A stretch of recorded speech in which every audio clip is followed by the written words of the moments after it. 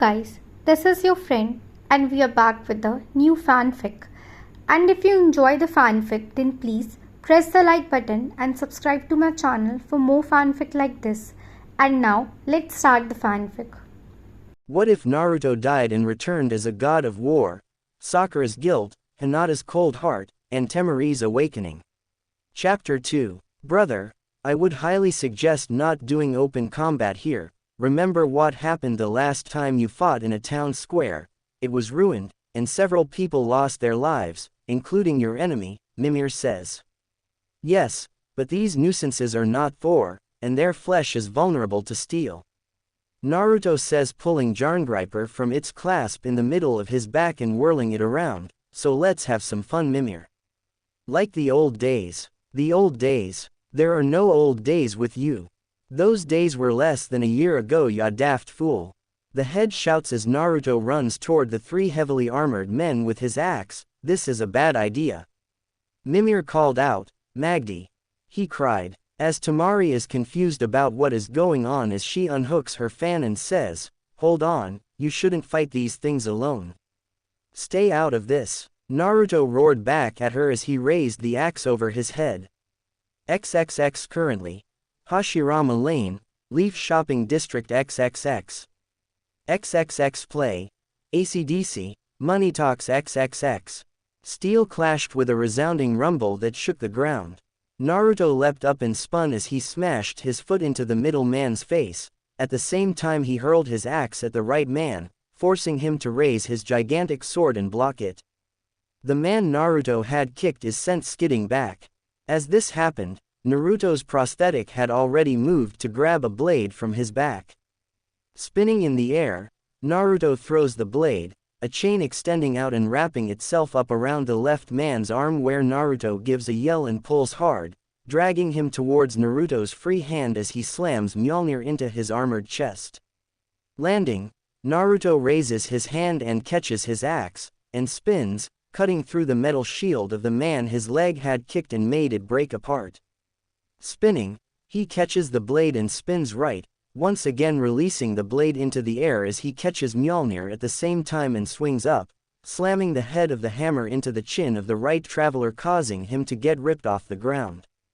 Releasing the hammer, Naruto turns left and catches his golden axe and swings down on the sword, aiming to bisect him from below, and cuts into the blade as he catches the blade of chaos in his empty hand and lashes out to the front, forcing the man to bring up his large shield before Naruto turns around and catches Mjolnir.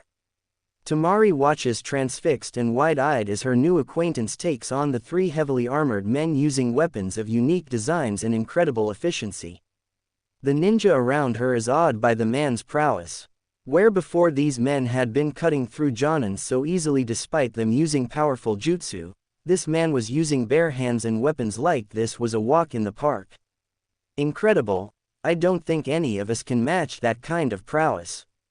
Who is this guy? A man asks as he watches Madgo release the axe, where it rapidly spins in the air easily a dozen times, remaining in place before returning to the cloaked man's hand as he sliced up and smashed the head of his hammer into the pommel of the axe, shattering the blade where dozens of pieces of steel filled the air before a chain wrapped around his neck and pulled him into a shield on the man's forearm. His name is foreign, I think he's from a northern land, another ninja says in shock. This is incredible, I never expected a foreigner to have such strength. The first ninja says as Naruto jumps into the air and brings Mjolnir down on one of the armored men's heads, a crackle of thunder filling the air before a white bolt of lightning shot down from the sky and caused a powerful explosion to fill the air with dust and rubble. Who is this guy? A man with dark brown hair and pale eyes asks. This was Neji Hyuga, and even though he couldn't see anything, the cloak was concealing the man's identity in a shroud that blocked his Byakugan's ability to see through everything. His name is Magdi, son of Margus and Magda. Temari said as she watched as a head fell from the left man's shoulder, the body followed shortly after. Magi, huh? How curious. Naruto yells as he summons some magic and ignites his axe and hurls it at the right man, forcing him to block as he hurls a blade out to the left, wrapping it around the body of the man he aimed at. With a surge of raw strength, Naruto picked the man up off the ground and pulled him up through the air and over his head, where he slammed him into the ground, the chain blazing red with fire along its length, the blade itself crimson with heat. With a grunt, he surged the magic of fire through the blade, an explosion of fire filling the air before he catches Mjolnir in his hand and turns a full 360, and hurls the hammer, crackling with lightning at the charging traveler on his right.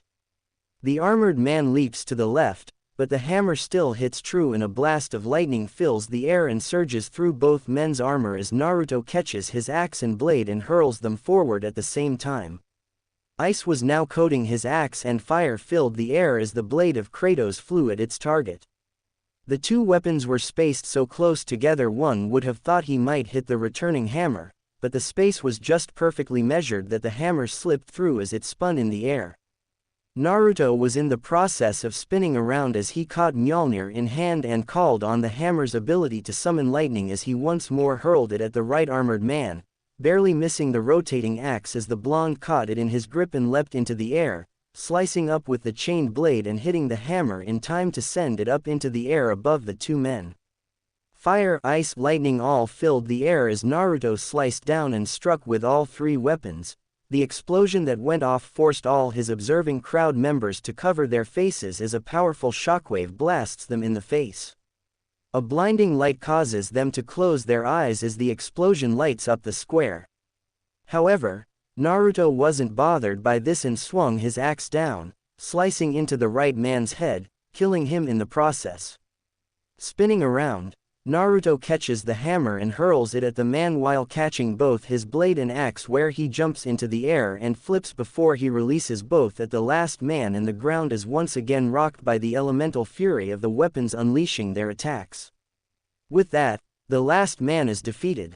Naruto catches Mjolnir and straps it to his waist and holds his hand up and catches his glowing axe in his right hand while his left grasps the blade of chaos in its grip, the fire of battle slowly dying down as he places it back on his back, and as usual, they all think that their precious armor will protect them from my strength. Arrogance, much like those Aesir, was their downfall, Naruto said, spitting on the last man before turning around and walking off. However, Naruto hadn't fully killed the last man as he had thought, and the man was quick to rise, surprisingly quiet as he moved. It wasn't until Mimir heard the movement of the man's sword slicing through the air that Naruto made his move. "Brother, look out!" The head cried as Naruto ducked down, the traveler's sword catching his cloak and ripping it off as Naruto spun and sliced up, cutting through the man's armor and removing his right arm. With a roar, Naruto turns his axe and slices down, cutting deeply into the gushing shoulder of his enemy, killing him for good as he pushes the blade out of the way from his secret attacker. With a snort, Naruto placed his foot on the man's chest and pushes him off, where the traveler falls to his back. He did not know who he was fucking with.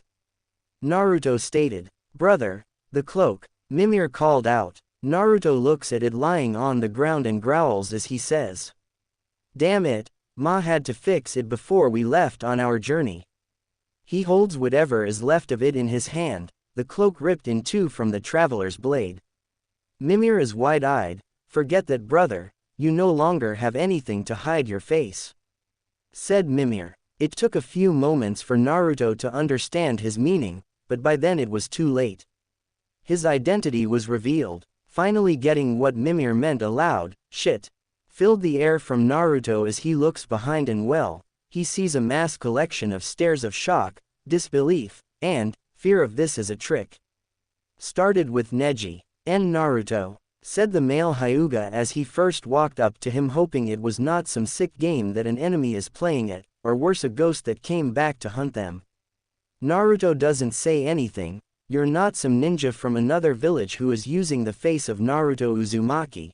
If you are, by Kami's might I will." Neji was cut off. "No, I'm not an enemy using a ninjutsu to use my face, nor I'm a ghost, I'm the real deal, well mostly," he says, motioning to his eye and arm. Neji is having a hard time believing it. "If it means anything to you, I made an oath with the blood of Hinata on my hand back Chunin exams after you beat the hell out of her," and I kept my word by punching you on the chin from underground even after you blocked my chakra, says Naruto with a smirk as he used his metal hand to point at the chin. Neji looks at him with wide eyes as he says, "You are him, cause there's not that many know about the blood oath you made." Then tears begin to form. Damn it, I should have known. I should have to know someone like you won't go down that easily, says Neji wiping his eyes. Hey now, you shouldn't be crying Neji man, says Naruto, the fault of my battle with Sasuke was mine and mine alone. I chose to try and bring him back. It's nobody's fault that he nearly killed me, he urges. One of the other ninjas who are younger than some of the older ninjas says, so who is that guy? He looks like that Naruto guy from the photo back at the academy, while pointing to Naruto as they ask one of their more senior fellow ninjas. Next to them, a Junin who has a few grays in his hair says, son of a bitch, he's somehow come back from the grave. Tamari looks at the long-lost ally with tears as she thinks, Gaara, he's alive, the one who saved you, is alive. Where have you been? We all thought you were dead. Neji asks him in disbelief. Well, after my fight with Sasuke, I was laying in a pool of my blood.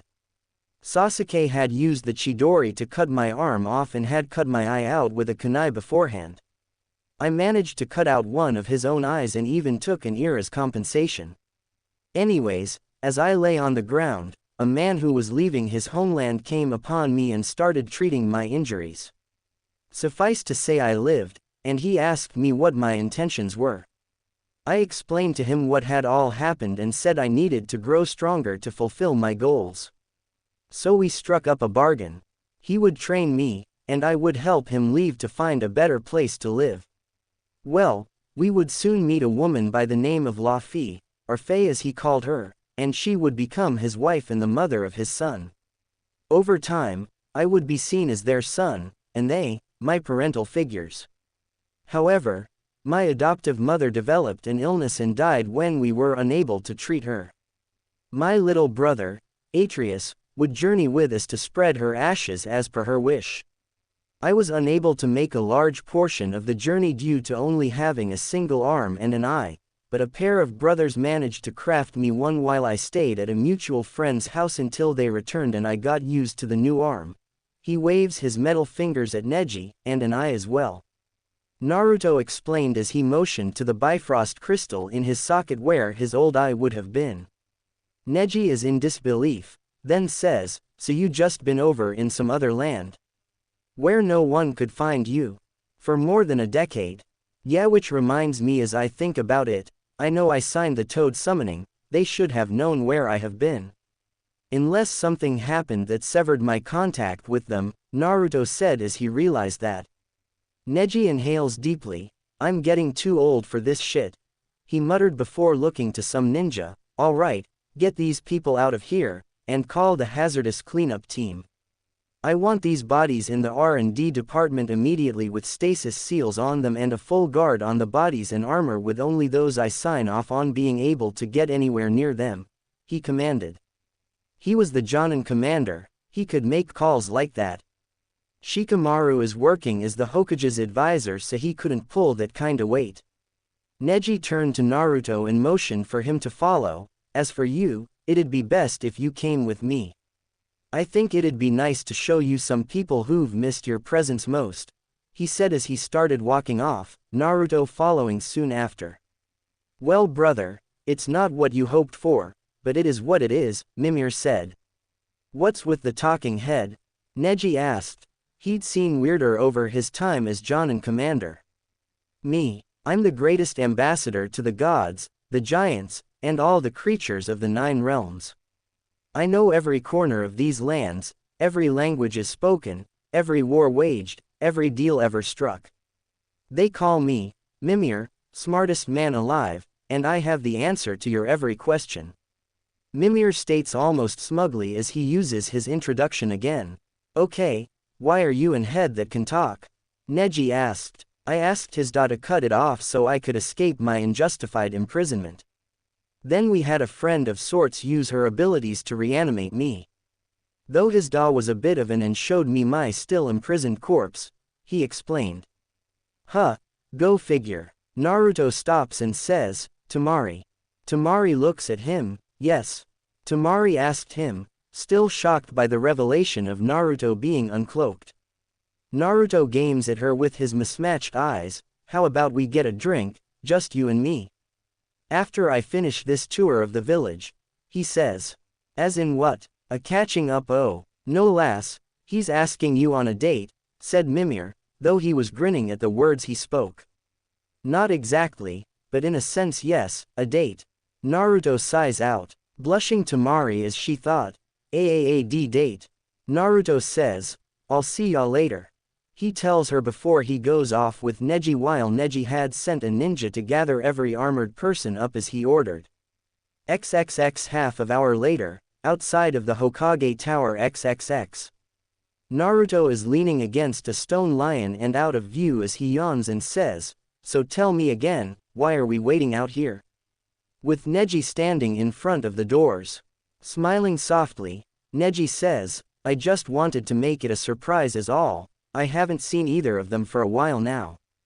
Naruto has his metal hand in Neji's eyesight as he gives a thumbs up. I thought we would be talking to your chieftain or however you call the title of your village leader, said Mimir. Neji snickers, it's Hokage, and I thought so too, said Naruto. As Neji is looking at the corners of the road, this takes a while, so much so that Naruto falls asleep. When someone arrived, one of Neji's former teammates, a woman who is the same age as Neji with brown hair though she usually wore her in a pair of twin buns back in the day, now she just lets it down. She has dark brown eyes as she wears a white Chinese-style top which hugged onto her beasts of double E with tight skin shorts as it hugged onto her womanly legs while carrying a large scroll on her back. This is Tenten and she is running. But a bit out of shape, running a store all day long does that. Tenten, said Neji as he saw her coming up. She comes to a stop with a deep breath as she says, I got your message, so what's up? She asked him, though she didn't know what was going on, only to get word from a messenger that Neji wanted to see her, as well as everyone else. I will tell you when the others arrive. He tells her, it's something that's best to show everyone at once, said Neji. As Tenten sighs, she says, I hope it's worth closing shop today. She crossed her arms under her and her eyes closed. Then she smiles softly and asks, so how's your life so far? Your family doing good? She asks him. Hizashi and Kawaki are doing just fine. Hizashi has been improving his Juken surprisingly and Kawaki has awoken his Byakugan, though it's only in one eye surprisingly enough. He also inherited a strong water affinity. I hope Lady Hinata won't mind teaching him how to use her water-based style when I ask her, he said politely. Before Tenten could respond, a loud cry of, Yosh! It is so youthful to see you today Neji, caused Tenten to cringe from the loudness. I see Lee hasn't changed all that much. Tenten giggles. Yay, he hasn't changed at all. That's the one good thing about him. Neji laughs. It was then a tall man who was incredibly muscular with surprisingly defined cheekbones, wearing a sleeveless dark green jumpsuit with an orange neck warmer. Landed next to them. Yosh! I stick the landing. 10 out of 10. Lee exclaims loudly before looking at his teammate and sees Tenten next to his best friend and cries out in joy, oh! Ten-Chan, you look so radiant and youthful today, Yosh. As expected of the world's foremost weapons crafter and weapons mistress. Youth shines out of each pore like a million stars Tenten-chan. Naruto from his spot has a deadpan face on him as he thinks, to be honest with me, I forgot that bushy brow is so damn loud and I think he's gotten louder through the years. Mimir whispers, brother, I think I'm going deaf, there's this long high pitch ringing going on in my ears, and I'm a decaying head for Ragnarok's sake.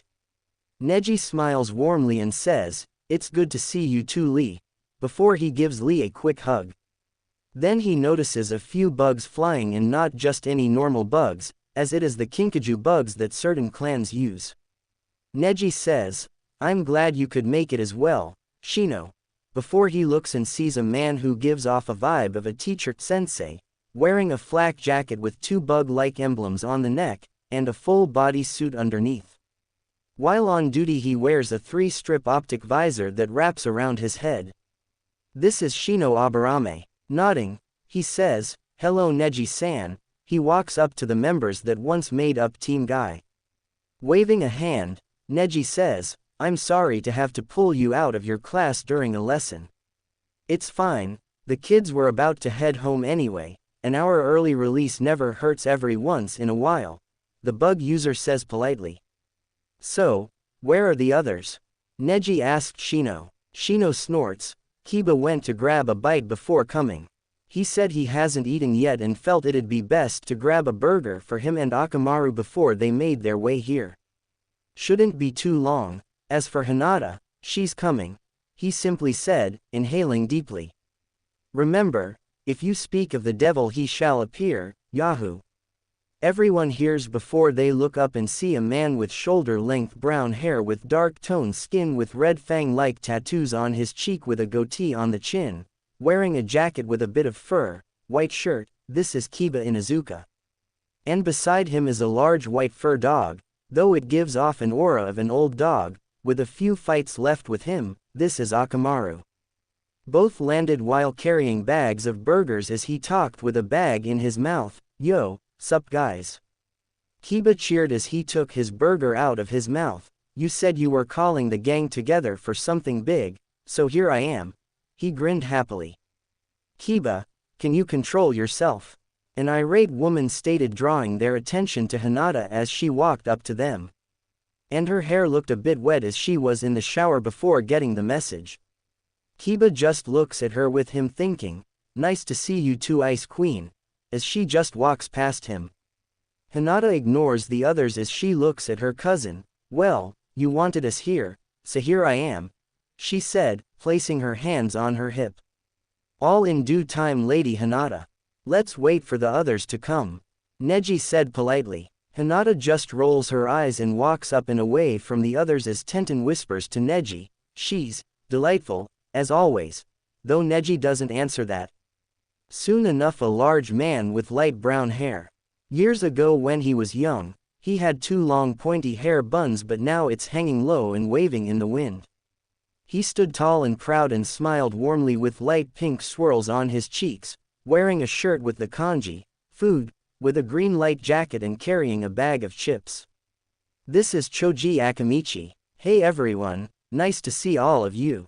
It's been a while since we all came together like this," Choji said warmly. As everyone but one says their hellos is soon enough, the door leading inside opens up and behind it is Choji's old teammate, a man with a small goatee and his hair swept back into its usual ponytail, walks out waving, "Sup y'all? I see everyone here's gotten Neji's surprise message, huh?" he asks, smiling broadly. Then he notices Hinata. "Oh, she's even here too," he grumbles before nodding her way. "Hey Hinata, break any more hearts?" He waves to her and Hinata doesn't say anything. And finally, "The last one is everyone hears. I can't believe I'm the last one," shouted a woman with long light blonde hair with light blue eyes, with eyeshadow, red lipstick, wearing mostly purple clothes, hugging her double F's long skirt, and by the look of her eyes she didn't get much sleep, partly due to her being one of the best medical ninjas. Ino Yamanaka was still willing to greet the day with a smile. "Tired or not, I'm just glad you made it, Ino," said Neji with the blonde girl smirking.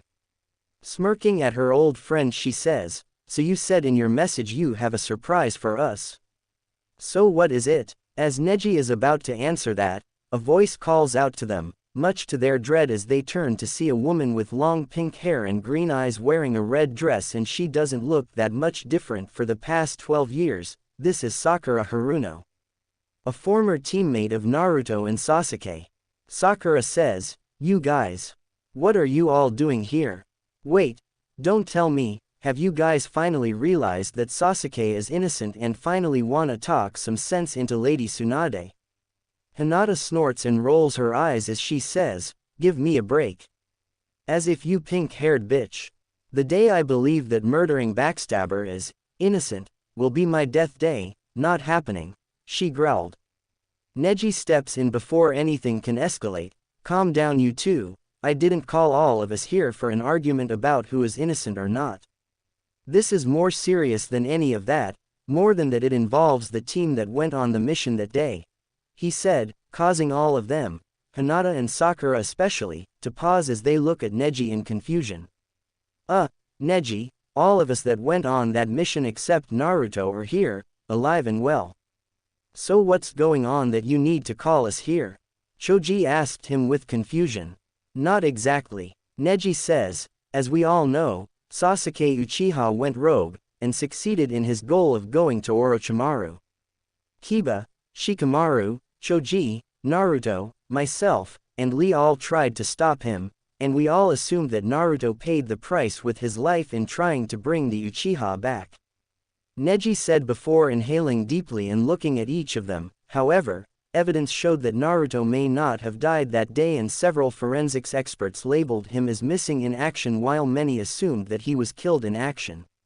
I am here to finally put all of it to rest, the Hyuga stated. Sakura says, so what, that pathetic loser failed in bringing my Sasuke-kun back. If he never returns, that is fine with me. Before anyone can remark, there is a thud, and next to Sakura's face is an axe. The axe missed her by a hair, cut some off as it flew by her, the hair slowly drifting to the ground before it embeds itself into the wooden wall nearby. Sakura shakingly turns her head to see the axe that could have killed her, to see where it was stabbed into the fence with a scared gaze, as are a couple of the others from the weapon's sudden appearance, but Neji and are wondering where did the unknown axe come from. And finally, how the fuck did I even like you is something I am having a very tough time remembering, said the voice behind the stone lion. Then the axe frees itself from the fence and flies through the air where the unknown person behind the lion catches it, flurries of frost and embers of flame and even a series of sparks wafting off the weapon's body as the owner's metallic hand grips it firmly. Turning to the sound of the voice, everyone but Neji moves into defensive stances as they hear footsteps hitting the ground softly but firmly. They pause as they see a man with a dark cloak, and he has the head of a goat man attached to his belt. Strangely enough, and for some reason, everyone but Neji is feeling their hearts beating very fast as this unknown man holds his axe up over his head. Gripping fists tightly, Lee says, "Hold it right there. Who are you?" As he starts to walk over to him. However, a hand on his shoulder stops him, and he looks to see that it was Neji who stops him. "Neji, what are you doing?" Lee asks. Neji says, "Just trust me, you may want to see this." He nods to the man while the others are just as confused. The man gets into Sakura's face and she can feel the glare from under the cloak, and the person is a fair bit taller than them. Sakura is shaking in fear as this man is just giving off as just an aura of a warrior who can and will kill them with no mercy. He places the axe in its holder and raises his right arm, which, to everyone's surprise, is an obsidian-colored metal with golden emblems and symbols carved into it as he reaches up, which makes Sakura shake with fear and hoping the worst doesn't happen, but it did. When she feels a tight hold on her face as the man says, "That mouth and that belief of yours is going to get you killed one day. Do you think that that fucking bastard truly is innocent? I am going to say this, when I get a hold of him I will rip him in half for what he did." He bites out. Sakura glares at him and says, "No you won't. Sasuke-kun is innocent. I will prove it. Then once it is all done, we can get married and have a family together. You'll see, just you watch." "And why exactly should I watch?" the man says as he grabs the hood and rips the cloak off entirely, causing all of the ninjas present to gasp in shock and wonder as they gaze upon a face they hadn't seen in over a decade glares down at the rose-haired woman. "After all, he nearly killed me several times in our fight. He cut off my arm and ripped out my eye. Broke neck twice and more. I think I may just parade his cold corpse to the very edges of the world and let the people who suffered by his hand the justice of life." He tells her, the Bifrost crystal eye blazing a bright gold, "And you know what, I may just do it for the enjoyment of saying that I killed one of the last Uchiha in the world." Naruto told her darkly before he grinned down at her. "Hello Sakura Haruno. Long time no see. It's been, what, 12 years since I last saw you," he tells her. Sakura felt her eyes widen as she thought that she was seeing a ghost, an unrested ghost as she says, and no, why you shouldn't be here, you should be dead. Well, too bad for you that I am alive and breathing healthily. No thanks in part to you and your machinations all them years ago. Naruto growls. He grabs her by the collar of her outfit and then slams her into the wall, making a large hole in the wall. Know this, I will bring the fucking traitor back, but not alive for your oh so precious delusions of a knight shining armor, but in a fucking body bag. And he slams her into the wall once again. Sakura is no longer conscious with her eyes wide open while on the wall. Then Naruto turns around and waves to them. Terribly sorry about that, figured I let it out before we could have a proper talk, said Naruto, and he notices all of them are in shock. Then Mimir says, I think you broke them, brother. Looking to the others, Neji checks them, yeah I think so too. Naruto then smirked evilly and pulled out a few things and got to work. He handed the burgers that Kiba had to Neji. Hold those as I am not messing with someone else's food. Bad for pranks. Neji nods and holds the bag. Neji says, a prank? Ain't we getting too old for that? As he holds the bags. Silence, naysayer. Naruto yells as he points to the Hyuga, with white eyes and sharp teeth, thou shalt bow before me for I am the king of pranks. Naruto called out loudly. He hadn't changed that much since they were still a bunch of kids. Mimir on the other hand pleaded loudly, would you please get me off of his hip, I'd rather not be part of this. Naruto says, quite, you're as much part of this, remember they will be shocked by a talking head. Mimir sighs as Naruto carries on his prank, yes, but please remember that is all I am, I don't wanna end up like the frog. Mimir points out. Naruto chuckles and gets to work. Moments later, Naruto smirks as he is sitting next to Neji, who still has the food bag that Naruto handed to him before he started the prank. As everyone is regaining their selves, expect foe Sakura, Naruto actives the pranks for Kiba. He gets hit by paintballs making him screaming in pain. For Shikamaru, he has a seal of his mother nagging him. Choji's prank is a blindfold over his eyes that says everyone has gone vegan, making him scream in panic. Tenten, well, she is without her weapons as they are traded with versions of them made up of paper. For Hinata, she is being buried by ice, so she's rightfully pissed. Ino is now surrounded by fake dead flowers. Naruto laughs as Neji's sweat drops as this goes on for a bit until they remember that they had all seen Naruto and look back where he was, but he's not there. As from behind, are you perhaps looking for me? He walks over to Kiba and places the bag of burgers in Kiba's hands, but not before taking one for himself. Naruto then sits back down as Hinata was about to shout at Naruto. He pulls a string and Mimir comes down by a rope. Everyone just looks at him and Mimir says, don't be alarmed, he's just an idiot. However, I would like to introduce myself. I'm the greatest ambassador to the gods, the giants, and all the creatures of the 9 realms. I know every corner of these lands, every language is spoken, every war waged, every deal ever struck. They call me Mimir, smartest man alive, and I have the answer to your every question. So please ask to your heart's desire. Kiba raises his hand. Yes, you, Mr. Dog Man, you have something you would like to say.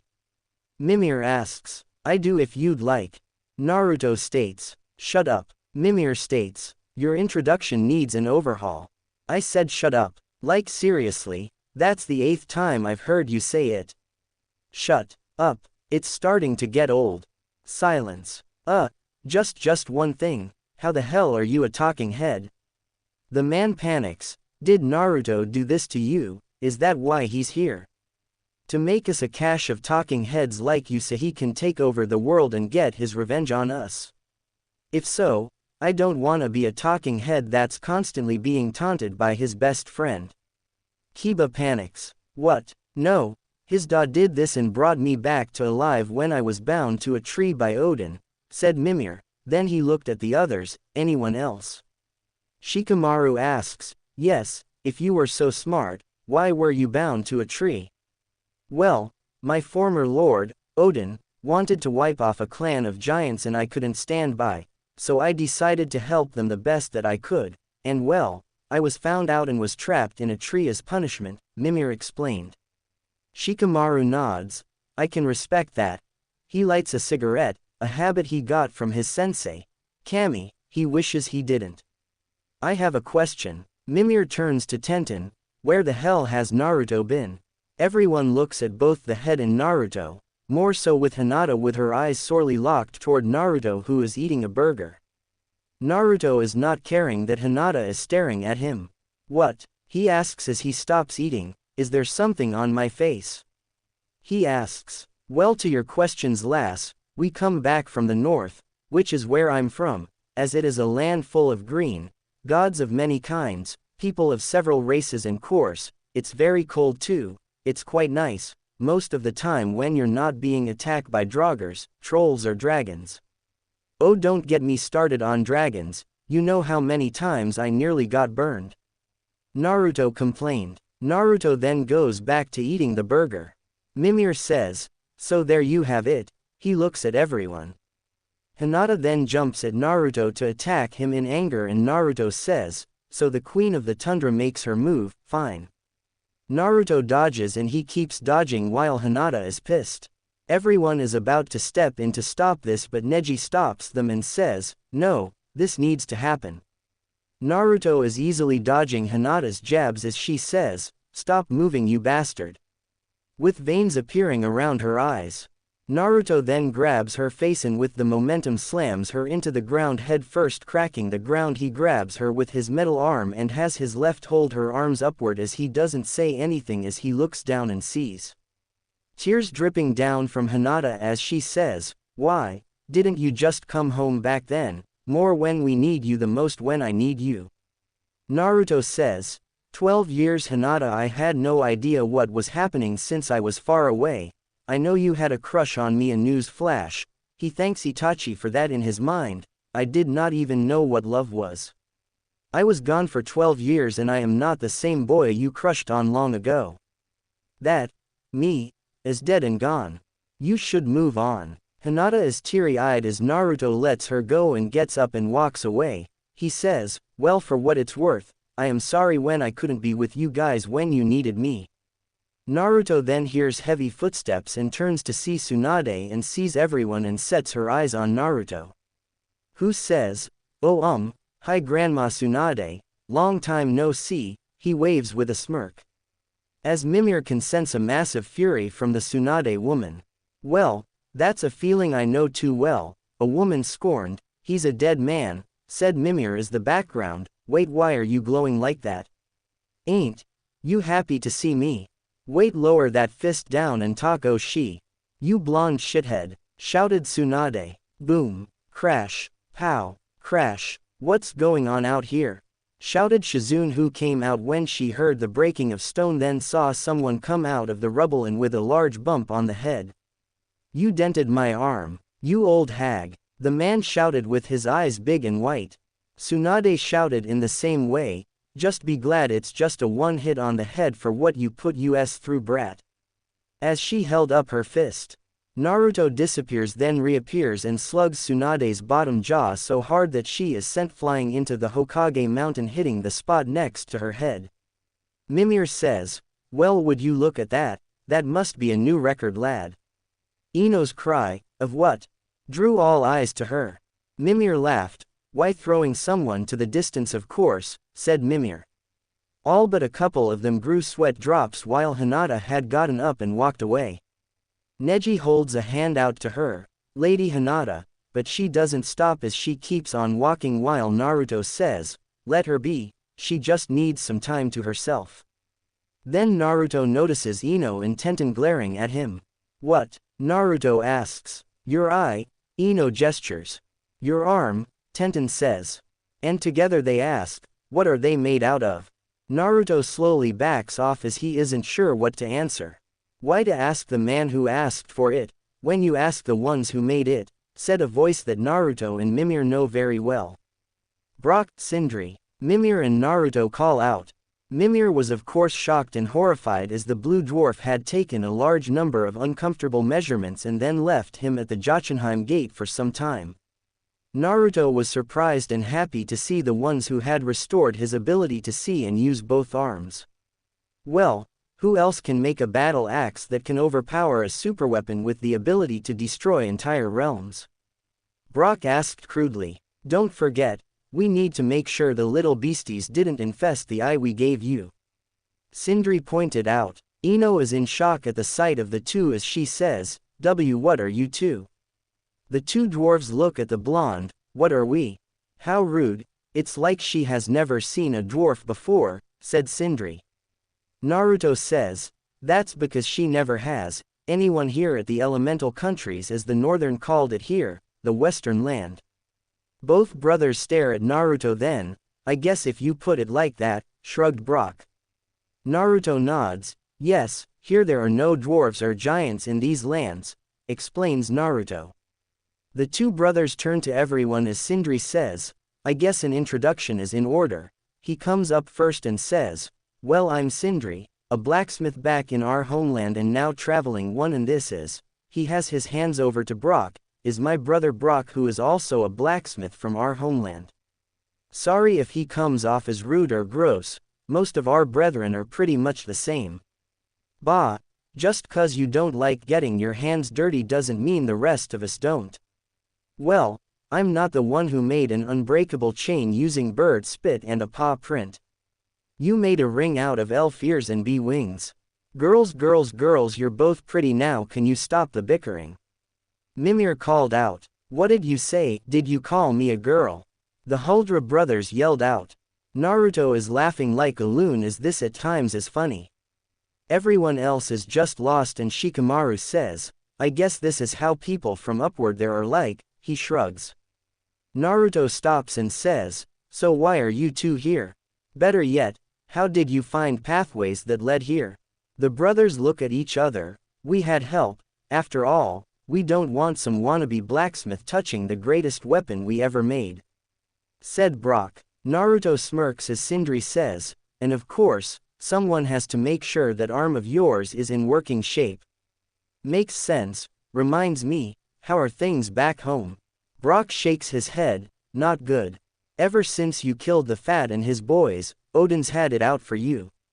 Freya, your pa and brother are trying to see if they can find a way to help you.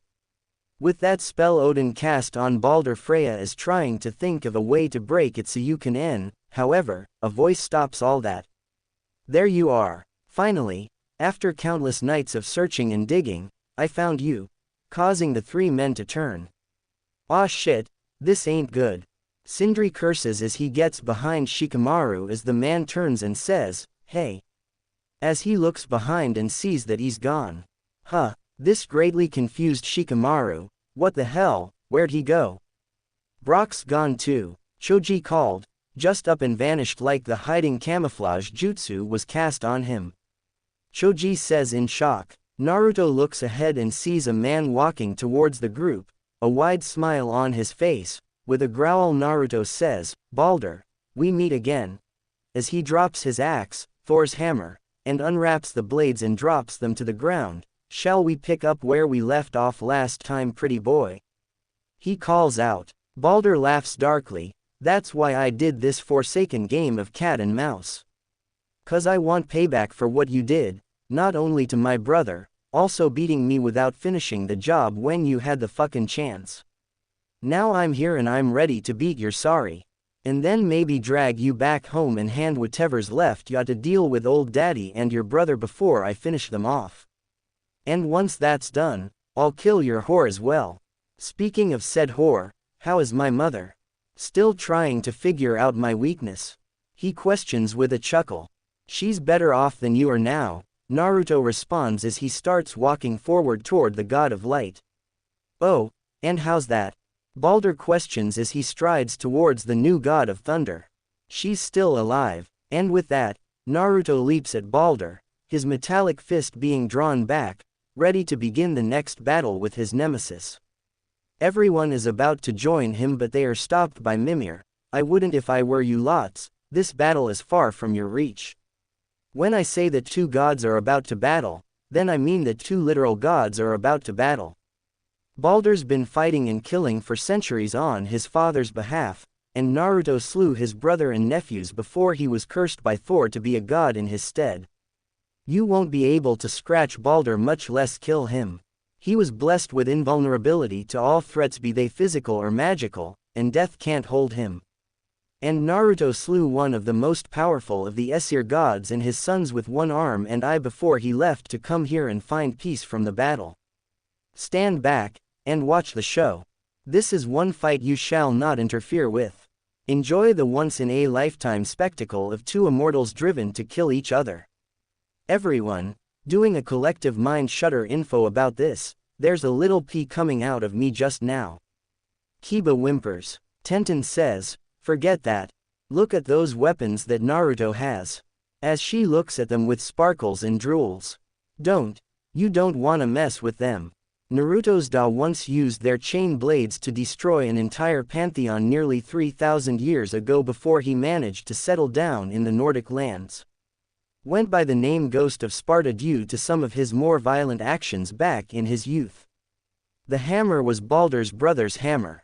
That was used to wipe out an entire civilization of people for withholding their knowledge of prophecy from Odin and his greed to try and change his fate. As for the axe, that's Naruto's weapon. That axe is 3 times stronger and 6 times heavier than Mjolnir.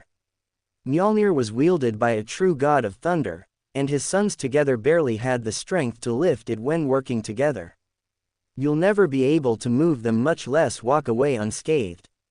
Mimir warns her. Tenten pouts as she wants to hold those damn weapons. As for Naruto and Balder, the two of them are locked in a battle to the death as they trade blow for blow, kick after kick, powerful shock waves blasting off their bodies as they clash again and again. I will enjoy slaughtering you. Balder wails out happily. Is this the same spiel as last time when I handed you your back on a silver platter? Then get serious. Naruto yells as he smashes his fist into Balder's chin. Then why won't you do it? Show me why my brother granted you his immortality. Come and die by my hands like the coward you are. He declares as the two slide back after striking each other in the face hard enough to send them both reeling back from the blows they delivered. The two gods rush at each other and throw punches at the other's face. However, Naruto catches Balder's fist in a tight grip as Balder grabs his own. Drawing their heads back, they smash each other's foreheads into the other while glaring at each other. Even as they struggled against one another, their clash caused the ground to collapse underfoot, creating a progressively larger and deeper fissure beneath them. Still, the two titans struggled against one another. Neither paid their bodies any heed. They fought on like gods of old, the earth sundering, world shaking, but Balder took the chance to tell Naruto his message. When Odin sent me here, I just needed answers, but you had to act all proud. Throw whatever you have at me, I'll keep coming, and that weak body will give out. But before I end this, I want you to know one thing. I can't feel any of this. As if to echo that cry, the world shook beneath them anew as the chasm continued to spread miles beyond their battle. The ninja stumbled and was forced to stick to the ground with chakra. What's going on? Shikamaru cried out. The lot of you getting out of here before we all meet our ends is what's going on. Mimir shouted. Do as the head says, get out of here. Tsunade says as she jumps away, her subordinates soon following her command. Is this the same spiel as last time when I handed you your back on a silver platter? Then get serious. Naruto yells as he smashes his fist into Balder's chin. Then why won't you do it? Show me why my brother granted you his immortality. Come and die by my hands like the coward you are. He declares as the two slide back after striking each other in the face hard enough to send them both reeling back from the blows they delivered. The two gods rush at each other and throw punches at the other's face. However, Naruto catches Balder's fist in a tight grip as Balder grabs his own.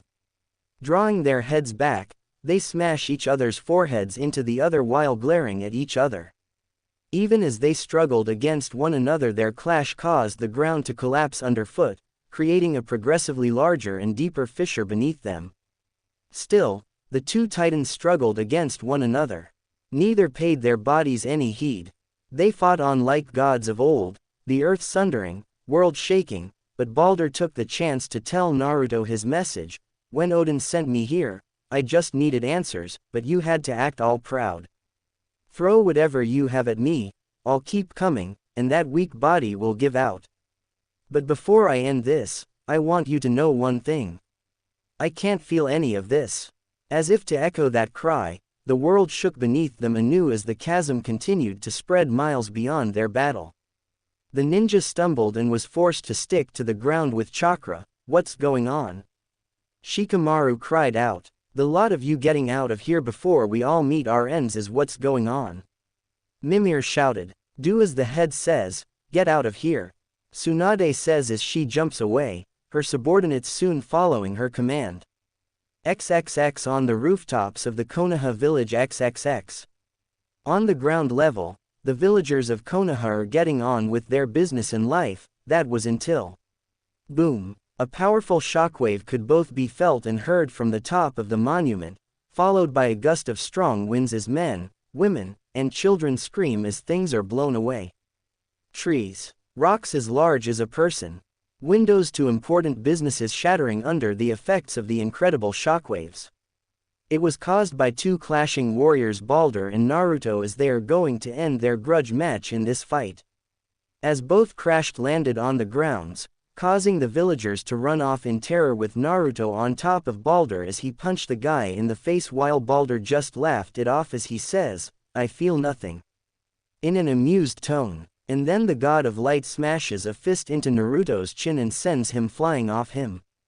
Balder jumps after Naruto and grabs him by the face and slams into Naruto, the two gods ramming into the wall of the Hokage monument.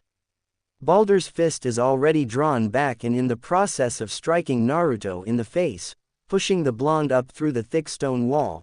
Chunks of the earth fly through the air as Balder strikes him again and again before they run out of rock to smash through. Naruto flips back and rolls under Balder. Spinning around, Naruto grabs Balder and begins to rapidly spin around so fast that he seems to be a blur to the eye. Round and round he spins as if he were a discus thrower at a sporting event. Except Naruto wasn't holding a discus, now was he. With inhuman strength, he's whipping around the god of light by his ankle. After 150 spins, he lets go of the enemy god's limb, flinging him off the mountain and into the village below. Balder crashes through dozens of shops. The cries of the villagers as Balder slams through their homes and businesses fill the air as a large cloud of dust and smoke fills the air. Naruto lands on the ground soon after and leaps forward towards where Balder stopped his flight. Grabbing a large cart, Naruto hurls it at the glowing god of light. Balder raises his hand and smashes through the wooden object, but Naruto was upon him this time.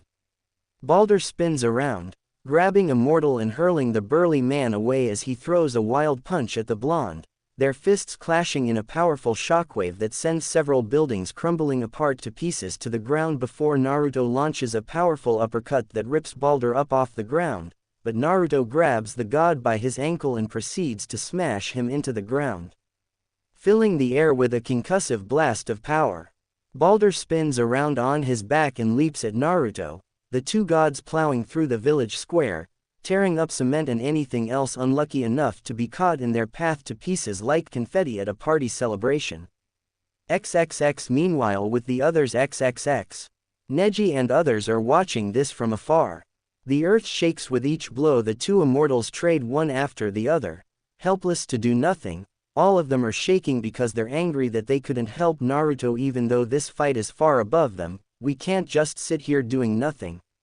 Shouts Kiba. Tenten says, Kiba is right, we need to help Naruto. Mimir's laughter fills the air. You guys are hilarious. You want to get in the middle of a fight that you have no hope of being of any use in. This isn't a mortal fight that you can just jump in and pull them apart with a little bit of struggle. It's a fight between two gods, I've told you before, haven't I? Balder can't be hurt or killed due to his father casting a forbidden spell to make him the most dangerous of the Aesir gods of the Nordic. Immune to all threats, physical or magical, even death can't stop him.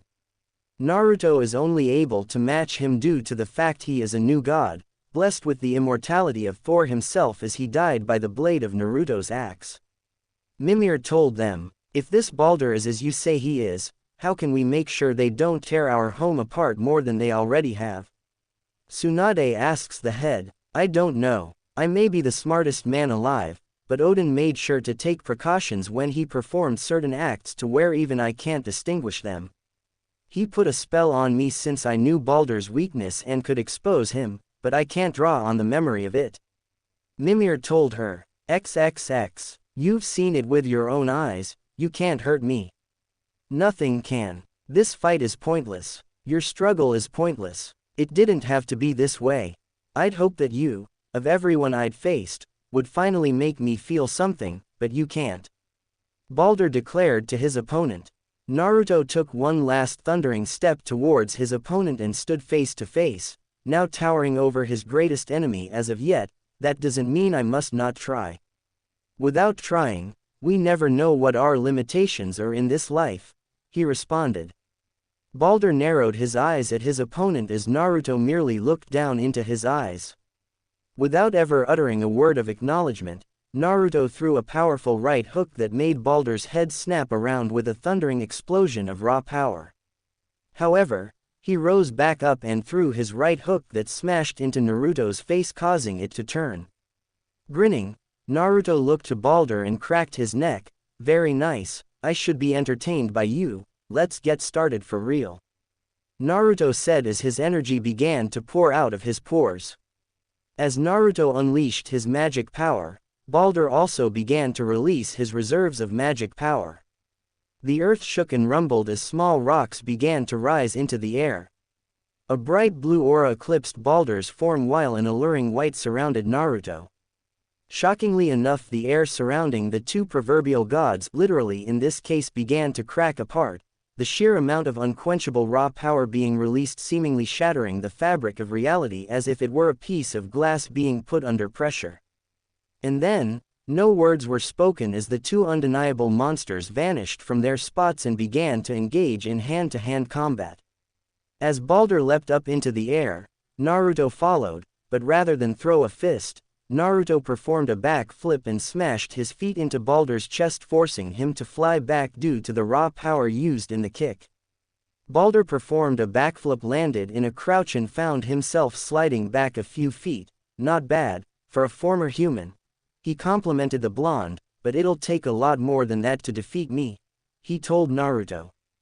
Naruto snorted, "I'm more than well aware of that fact, Balder." Here the powerful god clenched his fist. "I'll admit, you are a warrior unlike any other that has faced me. But tell me, how long can your body last with that curse coursing through your veins?" he asked. "Long enough to put you down for good. Now, are you gonna keep chatting or fight me like a man?"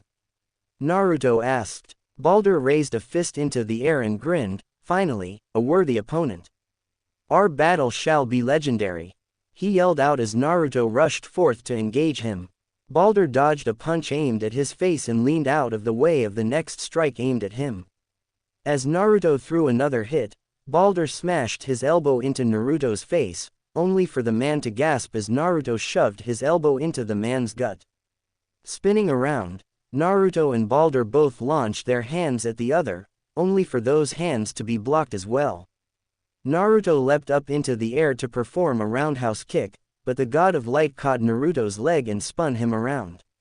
However, before Balder could throw him, Naruto spun around and smashed his other foot into Balder's face, forcing him to let the man go early. Naruto flipped backward and kicked up a chunk of rock and grasped it, charging it with his magic. "Ha!"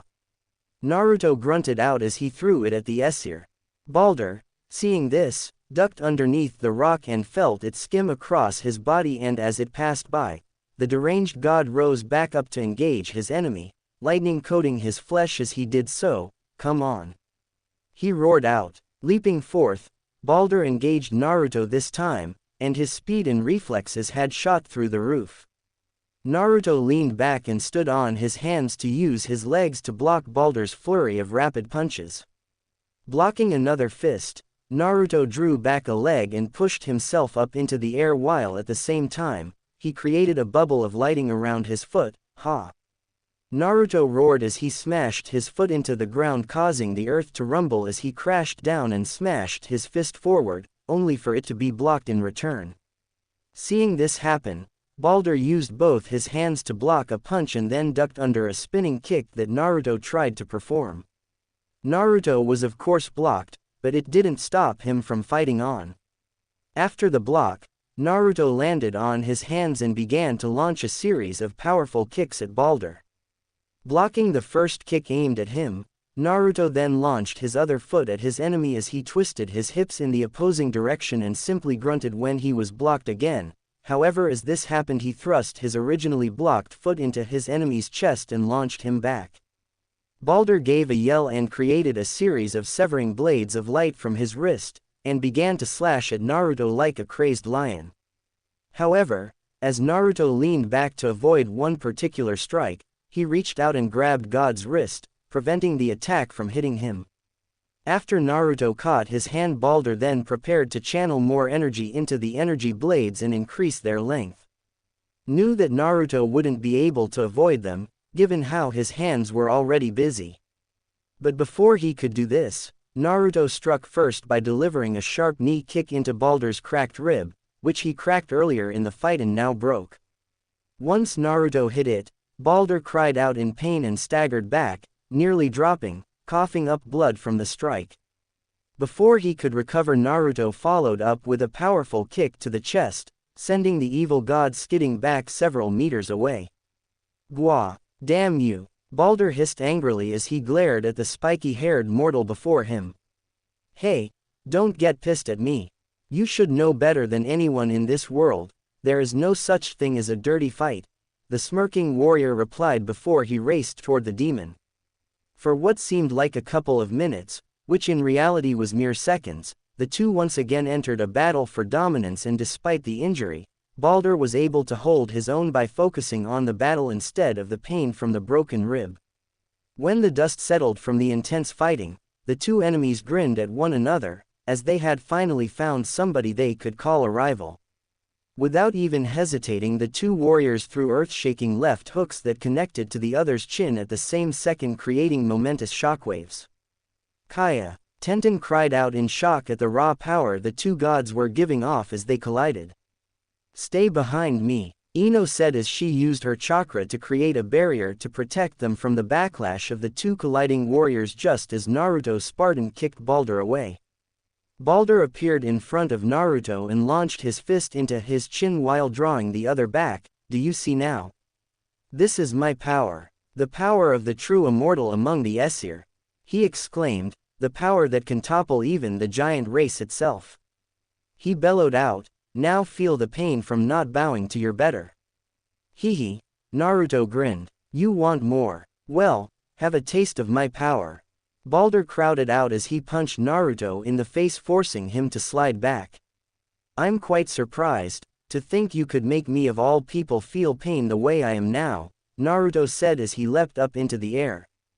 As he came back down, he smashed his fist into Balder's skull, but it's only a puny sensation. "Not but an itch," he bellowed out. The world around was filled with dust from the collision of power as Balder's face met the ground for once as the two unparalleled warriors. Naruto stood tall and pointed down at Balder. "Pathetic, I never felt any of those." "No sensation or feeling within your punch," Naruto said pointedly. In the blink of an eye, Balder was up as he launched his left fist into Naruto's face. "Don't spew such nonsensical," he yelled out as he struck with his right fist, insults laced with pride. He declared. However, as if he hadn't even been fazed by the powerful hits, Naruto smashed his face into Balder's own, causing Balder to stumble back from the blow. As he recovered, Balder smashed his fist upwards into Naruto's chin with great force. Recovering quickly, Naruto smashed his elbow into the immortal demon's face, his hand flat while his thumb was curled inward. The ninjas could only cover their faces as gale force winds pummeled their bodies. Tsunade, Ino, Neji, Lee, and everyone that was observing the fight could only marvel at the collision of godly power. Throwing out a powerful blow, Naruto easily dodged it and then weaved under another blow, but this was what Balder wanted as he grabbed Naruto by the neck and threw him away, where Naruto rolled across the ground before he got back to his feet. Rushing towards the unwavering mortal, Balder tried to land a blow on his enemy, only to get a trifecta of blows to his skull that forced the immortal back further. The God of Light growled in anger as he moved forward to try and hit Naruto, only for him to lean back and give him a right hook. Balder was stunned by the blow and is forced to step back as he tries to orient himself. Naruto gives another right hook to his jaw as he dodges yet another blow. Right cross, right cross, right cross, left cross, and each blow drives Balder further back away from the village square and out of the village boundaries. Balder raised his arms to block the blows to his face, and this allowed Naruto to take a shot at his stomach, forcing Balder to try and figure out just what was going on.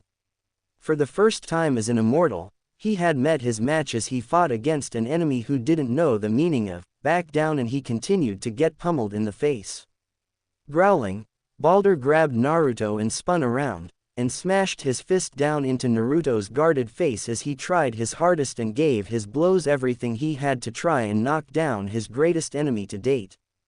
Balder growled as he tried to go for a left hook, only for Naruto to duck under and smash his fist into the man's gut, lifting him off his feet just as he had done to the blonde earlier. Going for a right hook, Naruto once more ducked under the blow and smashed his left fist into his enemy's gut, and watched as Balder had once more been lifted off his feet. Whatever either of the two had planned before had been discarded. Naruto missed a blow to Balder's skull and quickly raised his arms to protect his face, only for the God of Light to begin smashing his fists into Naruto's guts in earth-shaking blows. This could no longer be classified as a fistfight. This was for all intents and purposes a brawl.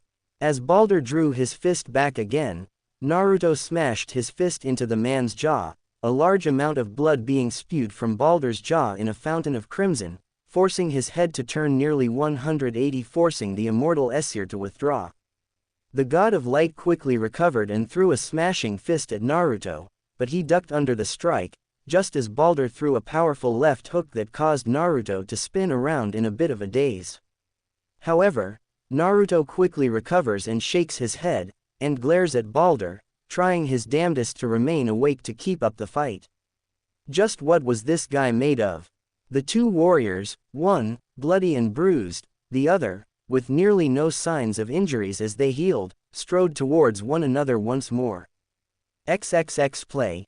Real Steel Ost, Final Round, 250XXX. For nearly 3 minutes the two traded earth-shattering blows, but it was soon apparent which was going to win. Balder's blows suddenly began to grow weaker and weaker before suddenly, the Aesir God of Light had to step back to get his breath. Just what was going on? He was the immortal god, the man who cannot be killed. Just how could he be exhausted? Neji smirked as he watched Naruto taunt Balder by actually waving his arm towards himself to make the man try to fight some more. For the God of Light, it was an eye-opener. There was a fighter who was asking for more. Indulging the blonde, he began to hammer down blow after blow on Naruto's head as several ninjas cry out to him. Neji's voice called out to him, "Naruto, you have to fight back." He shouted, "Not yet, Naruto. Hang in there just a little while longer," Mimir murmured in prayer. He had been watching, stunned by the sheer audacity that he kept up with Balder's nigh unlimited stamina with sheer guts of will and determination. Suddenly, Balder began to land such weak blows on Naruto that they could barely be felt. Naruto smirked as everyone then heard Mimir shout, "Now!" Before they saw the blonde land a devastating uppercut on Balder's chin, stunning both the God of Light and the ninjas by the extremely powerful blow to the immortal man's jaw that sent him stumbling back in shock and horror. For the God of Light, this was the first time in his entire existence that this had ever happened. He was being bested. This couldn't be happening. How? Just how was this happening? Striding forward uninhibited, Naruto landed blow after blow to the god's face, pushing the stunned immortal backward. Temari raised her clenched fist. "Get that little bitch and bust him open." She cheered out. Each step Naruto took, he landed a powerful left hook on Balder's jaw, forcing him back further as each blow landed unblocked and uninhibited. Changing his movements, Naruto began to smash his fist into the man's gut, forcing him back further, and closer to his defeat. However, the God of Light knew that if he gave up now, it would be for nothing. "Yeah, that's right," Lee cheered out. "Get him, Naruto." Ino cried out. "I will not lose," Balder declared as he landed blow after blow to Naruto's face as pushed him into the city limits again. As the immortal god tried to give another punch to Naruto's face, the blonde was swift and ducked under and leapt into the air, and smashed his fist into Balder's face, causing him to stumble back as blood sprayed through the air. Naruto grunted as he began to smash his fist repeatedly into the immortal Aesir's gut. After this, Naruto then smashed a powerful left hook followed by a quick right before, in a shocking display, the unkillable god desperately grabbed Naruto's shoulder and began to try and push him back. This was not only a shock for the group of ninjas watching but for all others as well. Balder was trying desperately to stay up on his feet, but Naruto was relentless as he landed blow after blow to his body. Right blow to the stomach, left uppercut, right hook, left hook. It was endless, the blows unwavering in strength. The blows were not only undaunting but unstoppable as each blow shattered Balder's bones again and again.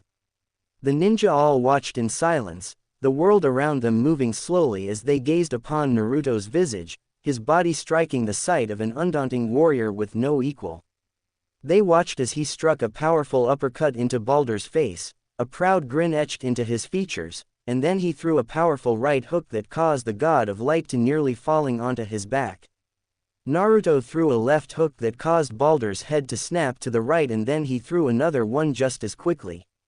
With the all-powerful God of Light reeling back, Naruto shot his fist deep into his gut, causing the Aesir to be lifted off the ground.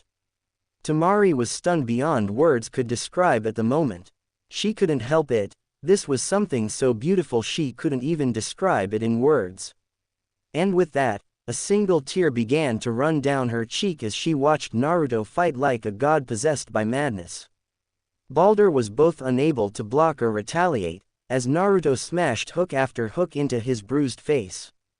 Left hook, right hook, and then a huge uppercut was delivered, and for the first time in his existence, the God of Light fell to the ground.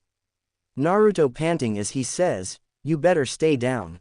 You stinking bastard." He spits at him, with Tsunade who saw this thinks, "I can't tell if his manners gotten worse or not." Naruto can't move his left arm that much due to it being dislocated, which must have happened during the fight.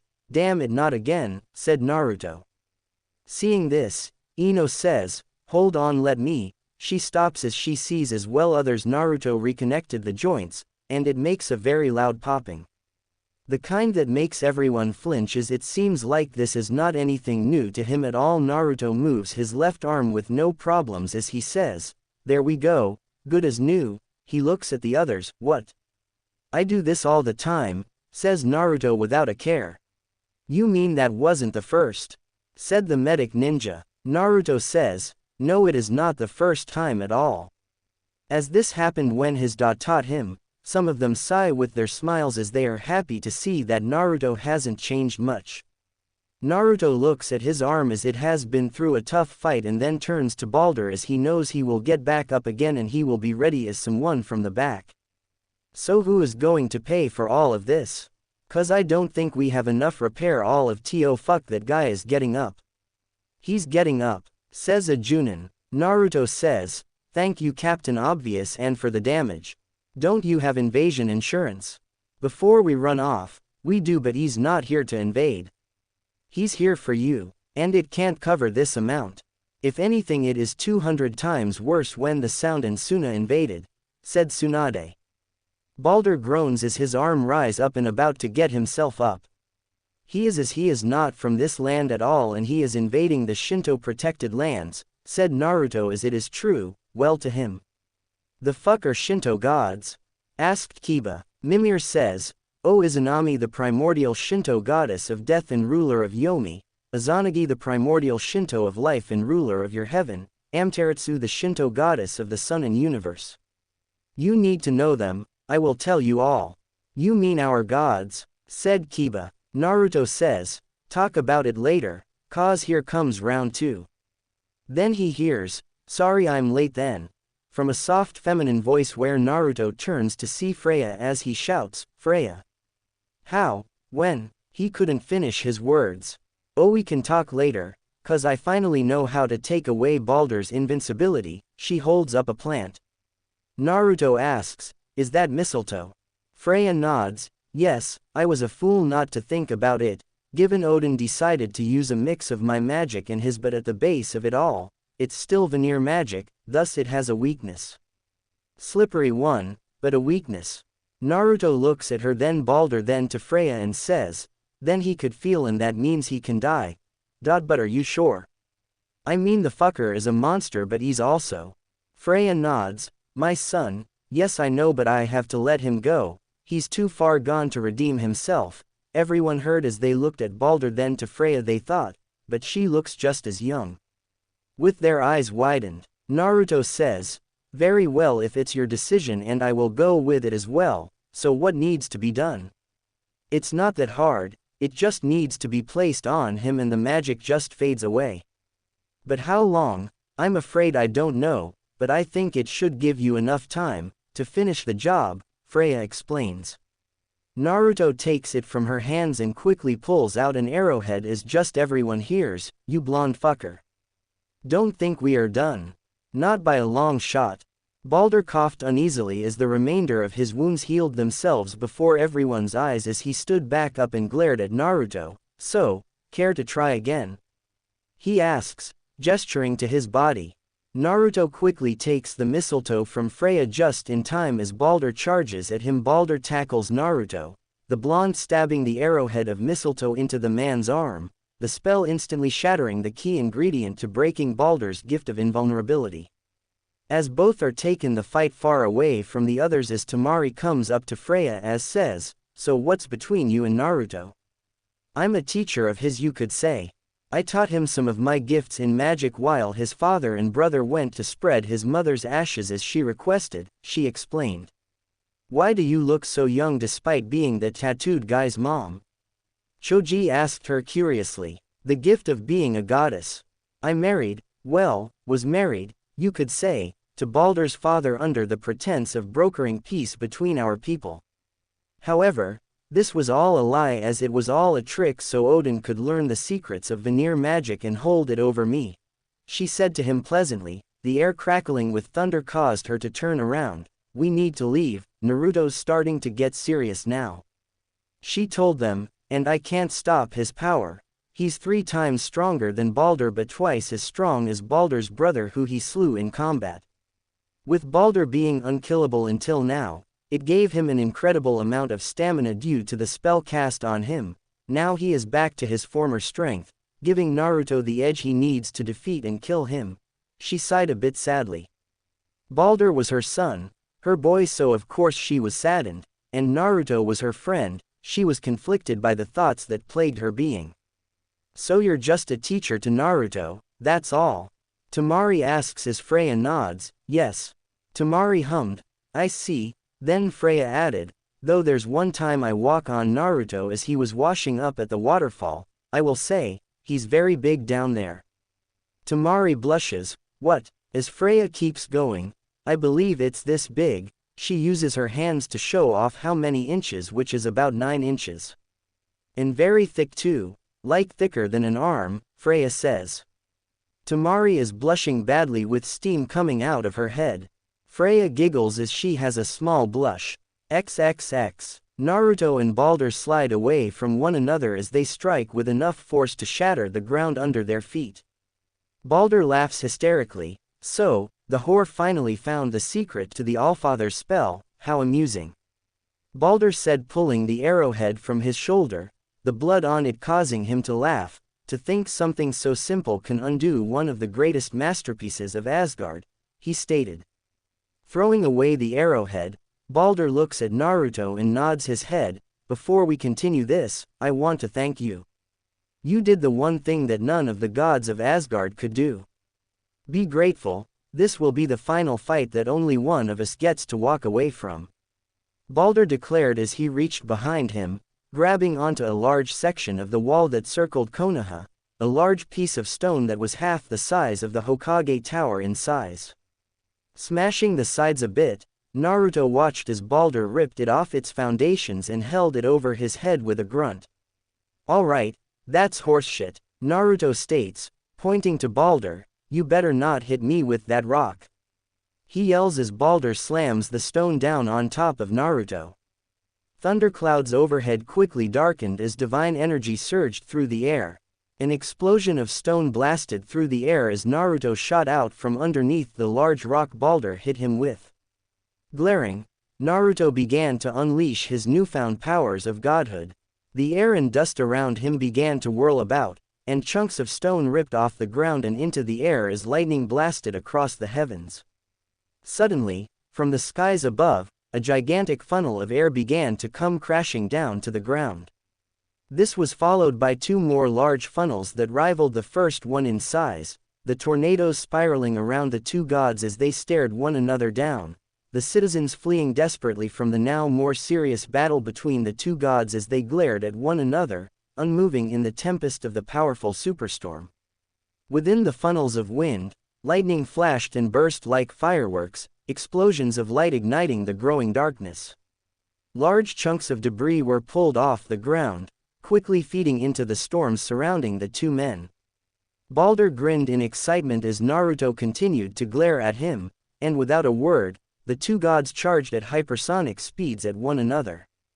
As they slammed into one another, the ground was ripped apart as they left the ground, a flash of lightning blasting through the spot they collided at. The storm's strength continued to grow, now filtering out into the gigantic forest that surrounded Konoha and even deeper into the village itself as the energy from Naruto's divine power fed it further. The two gods slammed into a large cliff of a lake that resided in Training Ground 45, chunks of stone filling the air as they crashed down, only to be ripped up by a part of the cyclone and hurled further into the forest. Grunting, the two gods landed next to each other and glared, but stopped when a shadow covered them. Looking in the direction of the shadow, they saw gigantic spires of earth falling toward them and quickly rolled out of the way to avoid being impaled by them. Naruto rose and jumped at Balder, a flash of lightning splitting the sky as he flew at the man and slammed into his belly and crushed him to the ground. Balder rolled over his back and onto his feet and grinned at Naruto. Thunder crashes once again as Naruto leaps forward, but Balder jumps left and grabs a tree, and spins around it before slamming his feet into Naruto's face and sending him flying back. The tree is of course uprooted, but Balder still made it work as he and Naruto vanished into one of the gigantic funnels of thunder and wind. Exiting the funnel, the two gods fly back to the cliff of the Hokage monument, snow filtering down as the thunderstorm calms itself and the weather trying to balance itself out. Naruto slams Balder into the stone.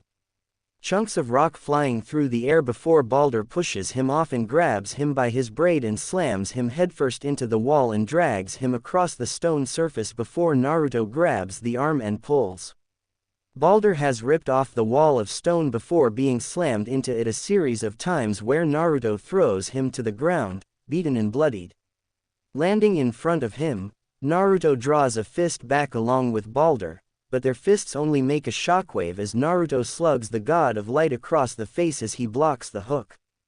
This stuns him, which allows Naruto to wrap his arm around Balder's neck with him out of the wave of dizziness as he realizes that he's in a hold. Naruto stares into the distance as he's ready to do what needs to be done, with Balder trying to grab Naruto's face to get out of it, but that doesn't happen. The cycle ends here.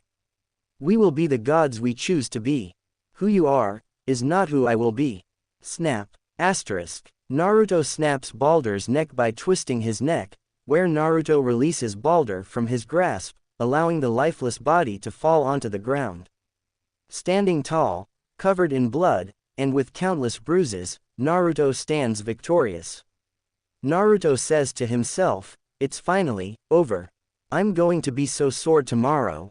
Naruto then walks over and picks up the head and asks, "Now what to do with this?" He walks back to the others. XXX sometime later, nightfall XXX. Naruto whines as he says, fuck that stings. Freya is treating him as she says, and whose fault is it? To fight another god without being fully adept with their power. She has a pair of tweezers with a cotton ball with a bit of rubbing alcohol against Naruto's bruises on his face since it's where he mostly got hit punched. Hey, don't blame me. Blame that idiot that came out of nowhere, said Naruto, as his weapons are hanging up as both, or in a tent given, there are no buildings left standing. Tsunade then walks in and is about to say something but Naruto says, don't talk to me as he was the one to invade the damn village so I am not the one you have to talk to, that'd be Mimir. Go talk to them with him if you have to. That man has a silver tongue at times. Freya says, right, she places the cotton ball on one of the bruises which he, ow. Why ain't you using magic to heal me? Well, thinking of this as punishment, not just for getting beat up, but also for leaving without saying anything, it made me worry to death, said Freya. Naruto says, fine. Also, how is Hila? You mean your crazy girl? She's alright in a way, says Freya. She is trapped in Helheim with only the dead and no one she can have a true conversation with. So I am not surprised that she is a little crazy, said Naruto. Well, no, given that she is free and hellbent on finding you, Freya tells him. I am talking about before she was freed, Freya. Naruto said, and Freya said, right. So what now? Naruto asks. We prepare, Freya said. Naruto takes the time to look at her, curiously by her words. War. The goddess said,